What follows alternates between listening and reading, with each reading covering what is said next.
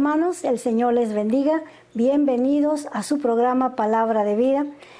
Hoy vamos a estudiar Segunda de Crónicas, capítulo 12, verso 1 al 16, que lleva por título Sisac invade Judá.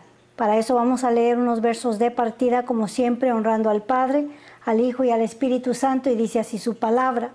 Cuando Roboam había consolidado el reino, dejó la ley de Jehová, y todo Israel con él, y por cuanto se habían rebelado contra Jehová, en el 5º año del rey Roboam, subió Sisac, rey de Egipto, contra Jerusalén, con 1,200 carros y con 70,000 hombres de a caballo, mas el pueblo que venía con él de Egipto, esto es, de libios, suquireños y etíopes, no tenían número. Vamos a orar en esta mañana. Padre que estás en gloria, precioso Dios, excelso, santo, amado y divino Dios, en cuya presencia estamos, para ti sea toda la gloria y la adoración, el poder, el imperio y la majestad, Señor Dios. Reconocemos tu poderío, Padre Santo, y declaramos que no hay nadie como tú, Señor, que tú eres el único Dios verdadero, el único que puede salvar, que puede bendecir, que puede sanar y que puede levantar al caído, precioso Dios. Por eso estamos aquí, Padre, clamando tu nombre, que es poder y que es misericordia. Venimos, Señor del cielo, necesitados de tu consejo, de tu palabra, Señor del cielo, que a través de este estudio, Señor del cielo, seas tú tocando nuestras vidas en esta mañana. Todo lo pedimos en el poderoso y santo nombre de Jesucristo nuestro Señor, y todos decimos amén, gloria al Señor. En el capítulo 11, el capítulo anterior, dejamos a Roboam y todo el reino del sur en gran prosperidad, gloria al Señor. Roboam tomó control de las ciudades que pertenecían al reino de Judá y a la tribu de Benjamín, las fortificó, gloria al Señor, y puso seguridad en ellas. Más aparte, gloria al Señor, las protegió y le dio la oportunidad a todas las personas que quisiera ser parte del reino de Judá, que inmigrara, y lo recibió a todos ahí en Jerusalén, gloria al Señor.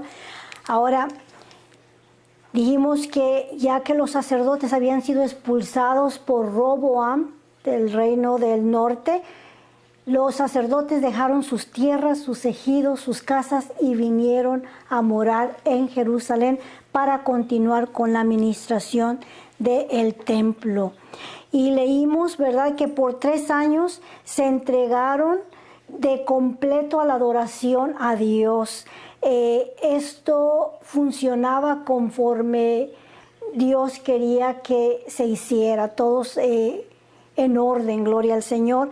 Pero también en este capítulo leemos que 5 años después abandonaron al Dios verdadero, y esto ocasionó que los enemigos subieran contra ellos.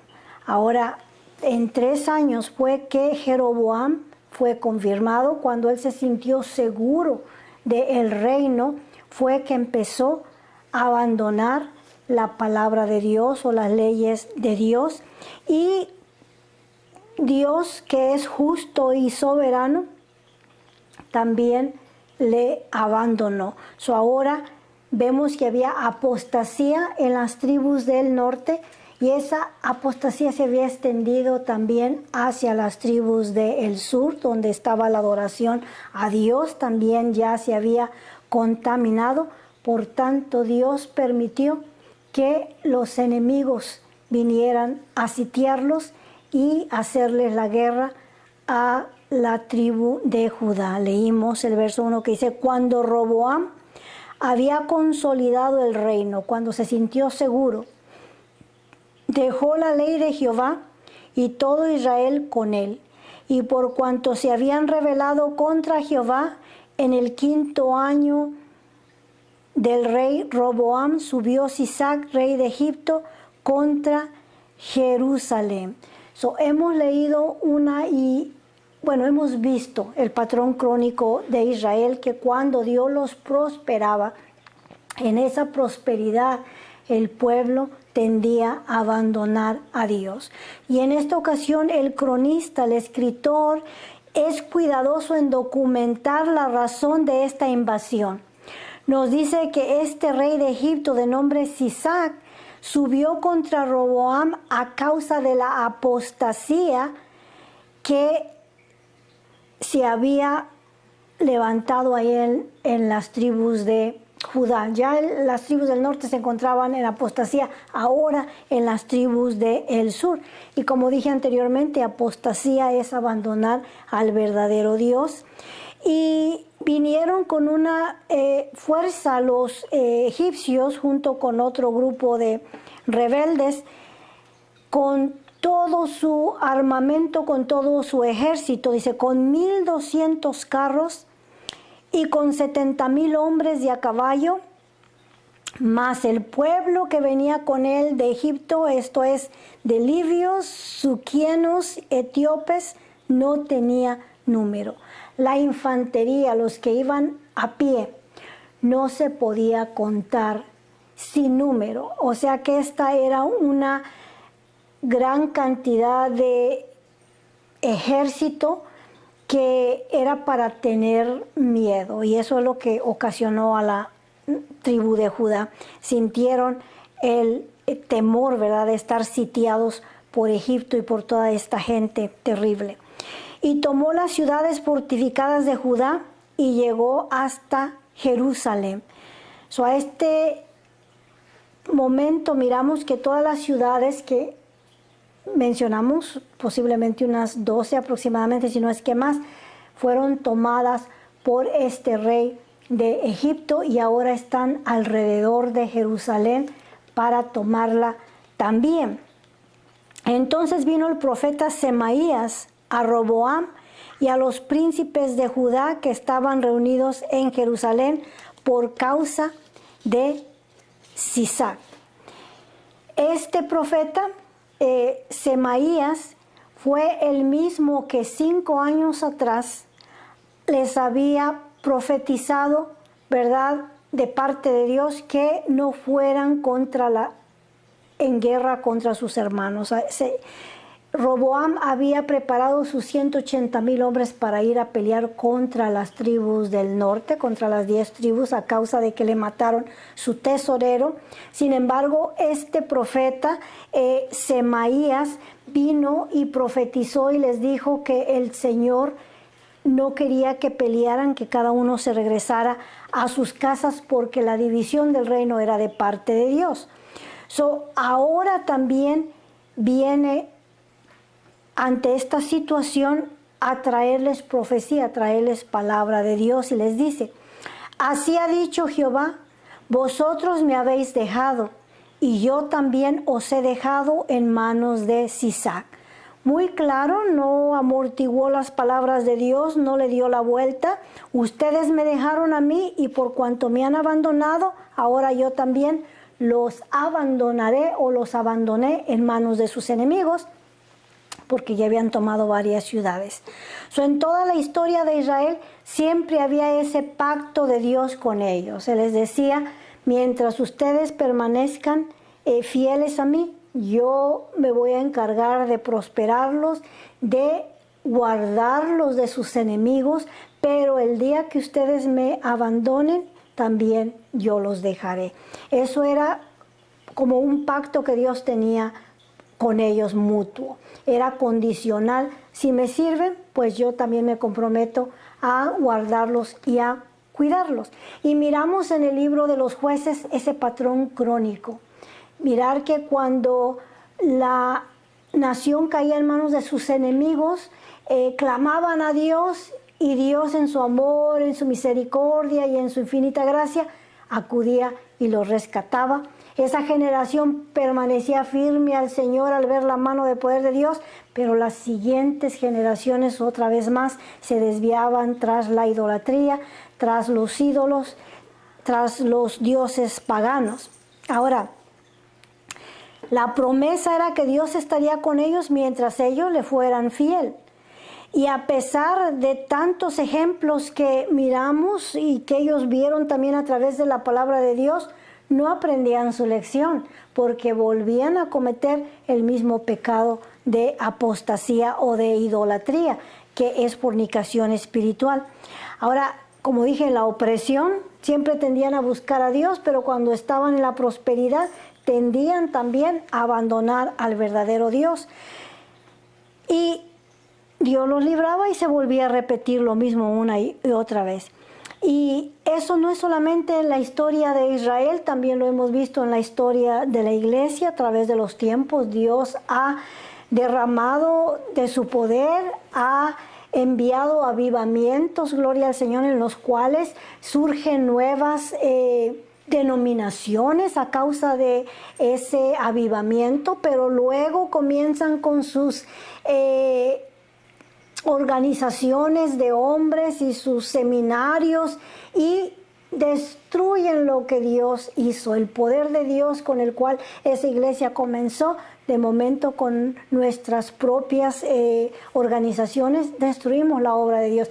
Y eso también es en lo personal. ¿Cuántas veces no vemos gente venir al Señor y los vemos gozosos, entregados, no hayan de qué manera servirle al Señor y corresponderle al haberle abierto los ojos? Pero de momento miramos que el mundo les gana partida y los volvemos a mirar de nuevo en el mundo de donde lo sacó el Señor. La otra semana dijimos pues que hasta cierto modo es un enigma el por qué los hombres abandonan al verdadero Dios, y hablamos, ¿verdad?, de la batalla y de la guerra que hay entre la carne y el espíritu, y muchas veces como no nos entregamos a las cosas que son del espíritu, terminamos siendo vencidos por nuestra carne. Ahora, así fue con Israel. Empezaron bien, gloria al Señor. David dejó todo instituido, escrito y organizado. Salomón hubo unos años que lo llevó a cabo y todo iba bien, hasta que se multiplicó de mujeres, y estas mujeres lo fueron llevando a la idolatría.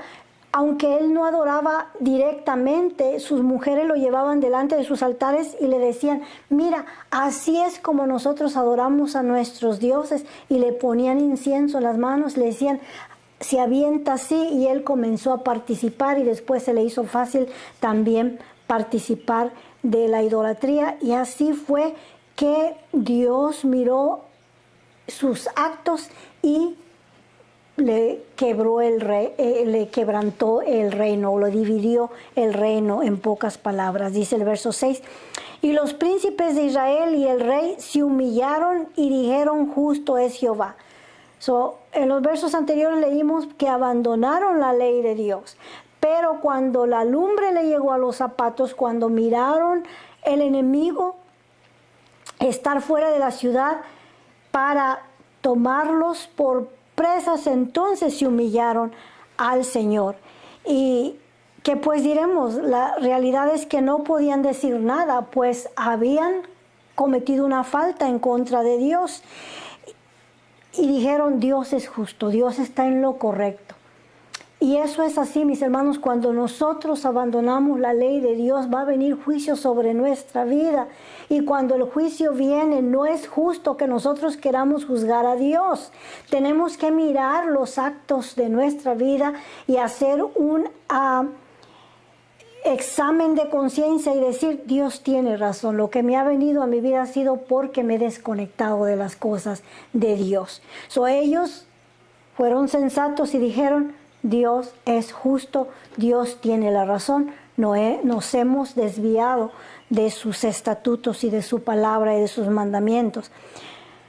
Ahora, ellos lo entendieron, que habían abandonado al verdadero Dios. Y cuando Jehová, dice el verso 7, vio que se habían humillado, vino palabra de Jehová a Semaías diciendo: se han humillado, no los destruiré, antes los salvaré en breve, y no se derramará mi ira contra Jerusalén por mano de Sisac. Por haberse humillado, gloria a Dios. Muchas veces, ¿verdad?, podemos humillarnos, pero Dios mira el corazón. Dios sabe cuando es genuino y Dios sabe también cuando es teatro. En esta ocasión Dios miró que se humillaron y dijo, les voy a dar cierto quebrada, en pocas palabras. Les voy a ayudar, pero no por completo, gloria al Señor, porque no se lo merecían. Les voy a dar salvación en breve. O sea que está diciendo, habrá cierto grado de liberación, pero no completa, ¿verdad? Leemos. Pero serán sus siervos para que sepan lo que es servirme a mí y que es servir a los reinos de las naciones. Y esta es una realidad. Si no queremos o ellos no quisieron servir al Dios verdadero, van a terminar sirviendo al enemigo. Si no quieren servir al Dios misericordioso, amoroso, justo, van a venir sirviendo al enemigo rudo y destructor. Es lo que Dios les está diciendo. No quisieron servirme a mí, que he sido tan bondadoso para con ellos, ahora van a saber lo que es servir al enemigo, en pocas palabras. Dios les está diciendo, van a poder mirar la diferencia de lo que han escogido. Sirves a los ídolos, te haces esclavo de la idolatría. Sirves a tu carne, te haces esclavo de tu carne. Sirves al enemigo y te haces esclavo del enemigo. No quisieron servir a Dios, ahora eran esclavos de Sisac, porque Dios no permitió que los matara, pero sí que entraran a servidumbre. Subió pues Sisac, rey de Egipto, a Jerusalén y tomó los tesoros de la casa de Jehová y los tesoros de la casa del rey, todo lo llevó y tomó los escudos de oro que Salomón había hecho. Toda esta tremenda riqueza que Salomón había acumulado, toneladas de oro, ya no tenía más en qué emplearlos o se puso a hacer escudos de oro.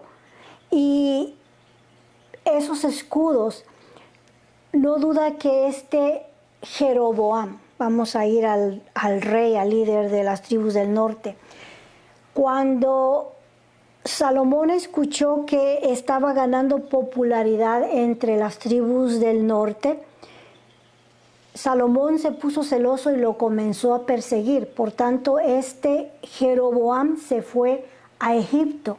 Y según los comentaristas comentan que no duda que Jeroboam le dijo a Sisac, el rey de Egipto o el faraón de Egipto, de la riqueza que había en el templo, de todo el oro y de los tesoros que Salomón tenía en su palacio real. Esto despertó el deseo, ¿verdad?, la avaricia de Egipto junto con los que se agruparon con él para venir y sitiar Jerusalén, y se llevaron todos los tesoros que tenían. Y no duda que los tesoros que ya habían puesto como objetos de, ¿cómo se llaman?, de museo, como todos los nuevos que Salomón había agregado, gloria al Señor. Dice, subió pues Sisac, rey de Egipto, a Jerusalén y tomó todos los tesoros de la casa de Jehová y también los tesoros de la casa del rey, se los llevó. Y en su lugar de ellos hizo el rey Roboam escudos de bronce. Después de perder los escudos de oro, se hizo escudo de bronce. Y sabemos que en lo que se refiere a metales en la Biblia, el bronce es símbolo de juicio, y curiosamente ahora cuando ellos usaban los escudos estaban hablando del juicio que Dios trajo a causa de haber abandonado al verdadero Dios. Recordamos que cuando el pueblo de Israel murmuró en el desierto, ¿verdad?, contra Moisés y contra Dios, Dios envió serpientes ardientes y pidieron ayuda a Dios, y Dios le dijo a Moisés, hazles una serpiente de bronce. El bronce símbolo de juicio, para que cuando miraran a la serpiente de bronce, su pecado fuera juzgado. Ahora, el altar donde quemaban las víctimas que ofrecían a Dios era de bronce. El significado donde el pecado de la nación estaba también siendo juzgado. Después de tener escudos de oro, ahora se mandó a hacer unos de bronce solamente. Y los entregó a los jefes de la guardia, los cuales custodiaban la entrada de la casa del rey.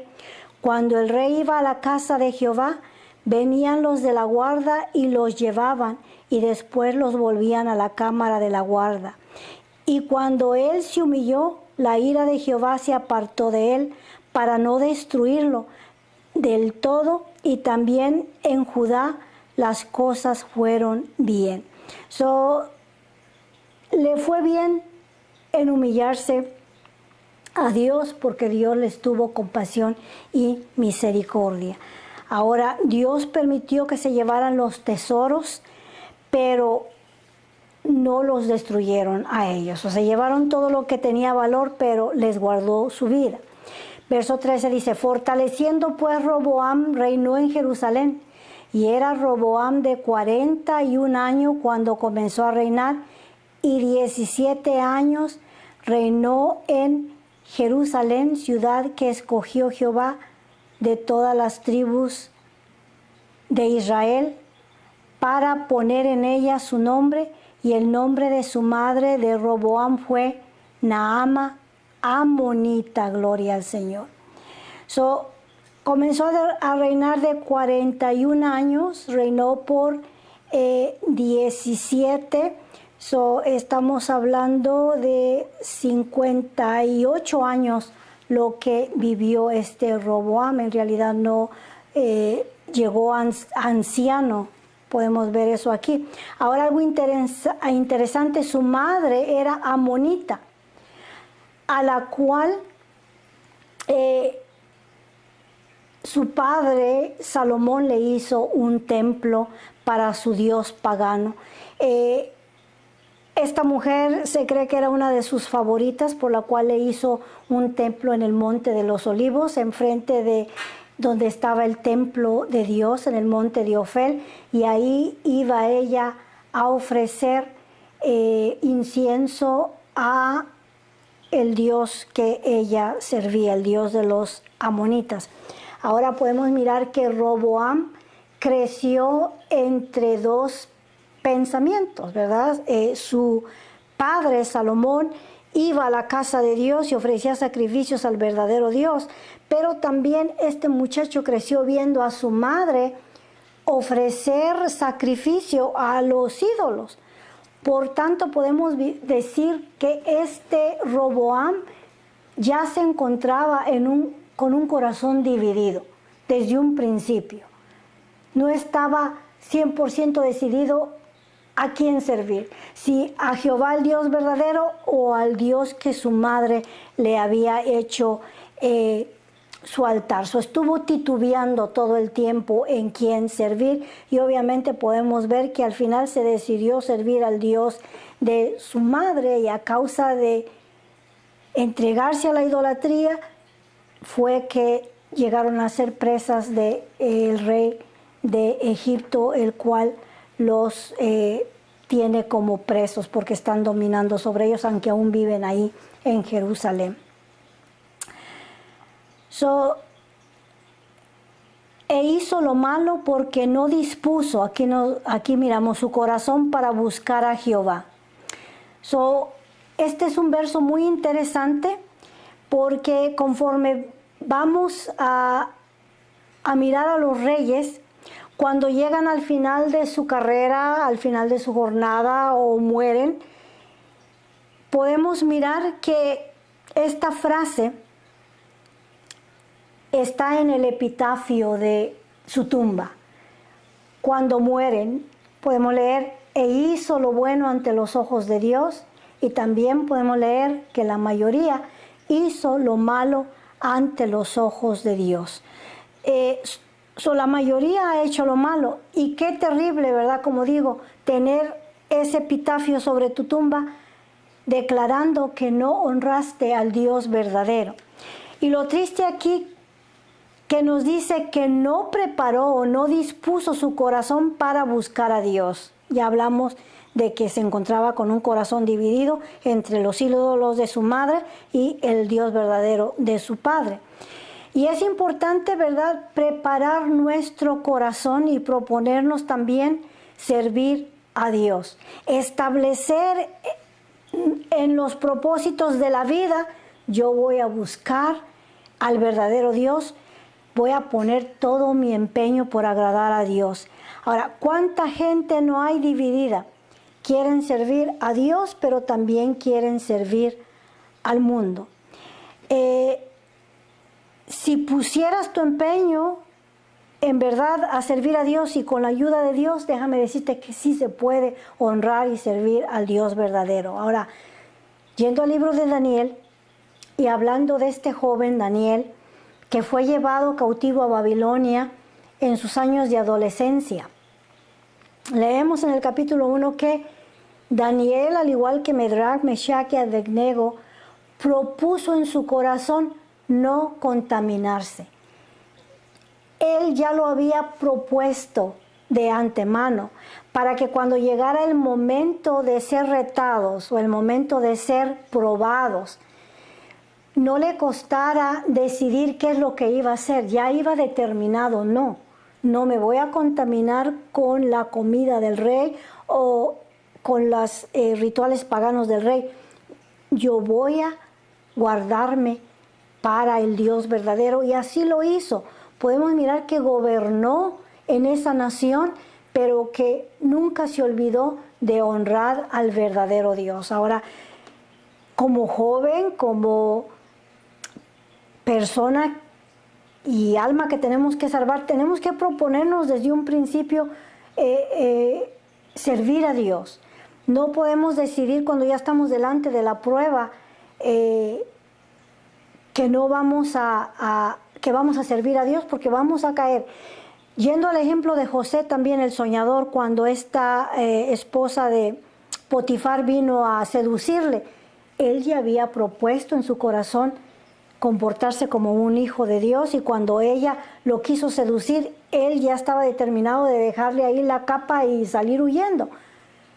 La juventud de nuestros días, si no propone eso en su corazón, cuando se presente la oportunidad de fornicar, no va a poder ceder, no va a poder decir que no. Es importante proponernos en nuestro corazón servirle a Dios y no fallarle. Y podemos mirar en este interesante verso de Roboam, que no tuvo esa convicción, que no estaba fuerte, que no se había propuesto agradar al verdadero Dios. Y eso ocasionó su derrota, su caída, entrar en esclavitud y poder experimentar lo que es no servir al verdadero Dios. Ahora servía al rey de Egipto. Ahora, las cosas de Roboam, verso 15, primeras y postreras, no están escritas en los libros del profeta Semaías y del vidente Ido, en el registro de las familias. Y entre Roboam y Jeroboam hubo guerra constante. Ese es un comentario que se hace al final. Ahora, Semaías, este profeta, escribió un libro, y no duda que ese libro hubo otras profecías registradas que Dios le dio para Roboam y para el reino de Judá. Ahora, ¿por qué la declinación comenzó en Salomón y siguió con Roboam?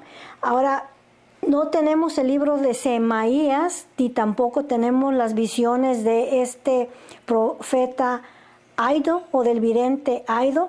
Y hay otros libros en la vida, no tenemos el libro en la Biblia, el libro de las batallas. Esos libros, ¿verdad?, no están aquí en nuestras recopilación en nuestro cañón.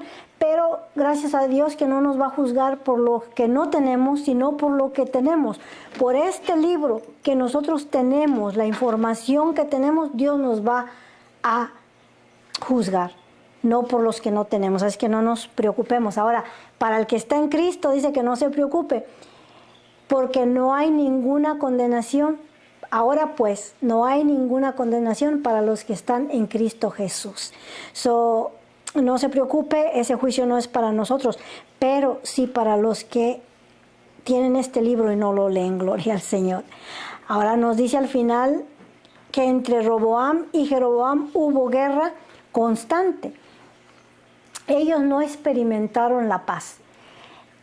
Hay una paz que solamente se puede experimentar a través de Dios. Y si no estamos sujetos al Señor, usted nunca va a experimentar la paz. Siempre va a estar en conflicto, en miedo, temores, y de todo le va a venir por no estar agarrado de la mano de Dios. Cuando usted está con Dios también le ocurren cosas, también se enferma, también se muere, también nos pasan muchas cosas, pero tenemos la paz de Dios, sabemos a dónde vamos y en qué confiamos, y que de mañana solo Dios tiene control, gloria al Señor.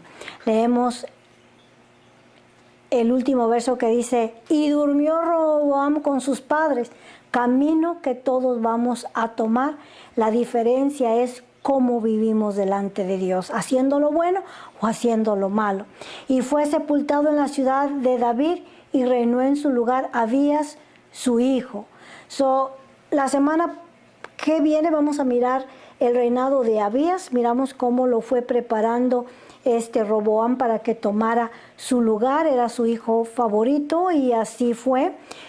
Más o menos de 58 años era Roboam cuando durmió con sus padres. Ahora hay muchas lecciones en este pequeño capítulo que aprender, muchas cosas que tenemos que tomar en cuenta, especialmente esta declaración de proponer en nuestro corazón servirle a Dios, porque hemos visto el peligro de abandonar a Dios, ¿verdad? Hay gente que por no servirle a Dios, que es tan amoroso, como dije, misericordioso, justo y bueno, terminan sirviendo los vicios, a las drogadicciones, al enemigo, y el enemigo juega con ellos, y miramos a mucha gente en la calle, ¿verdad?, con una mente reprobada. Ahora, si no servimos al verdadero Dios, sabremos lo que es servir al enemigo. Otra enseñanza es preparar nuestro corazón, estar siempre dispuestos a honrar a Dios, no importando la circunstancia de nuestra vida. Ojalá que estas lecciones se graben en nuestro corazón y las pongamos por práctica, gloria al Señor. No olvidemos que Dios nos ama en gran manera y su deseo es que donde Él está, nosotros también estemos, que llevemos el camino que Él fue a prepararnos, gloria al Señor. Oremos para ser despedidos. Padre que estás en gloria, precioso Dios, gracias una vez más por la oportunidad que nos das de estar delante de tu presencia, por poder tener la libertad de abrir este libro, maravilloso Dios. En nuestra infancia, Señor mío y Dios mío, no teníamos esa libertad, Padre Santo. Era prohibido, Señor mío y Dios mío, mas ahora tu palabra está dispuesta para que todo aquel que desee ser sabio y alimentado, Señor del cielo, de tu palabra y conocer al que lo hizo, a su hacedor. Padre Santo, permítenos que continuemos, Señor del cielo, abriendo esta página y que en esa manera sencilla como solo podemos hacerlo, tú nos sigas ayudando, Señor del cielo, para que tu palabra corra y llegue a los hogares, por si hubiera alguien que quiere abrir su corazón a la enseñanza. Todo esto lo pedimos en el poderoso y santo nombre de Jesucristo nuestro Señor. Hermanos, que el Señor les bendiga y les regale otra excelente semana.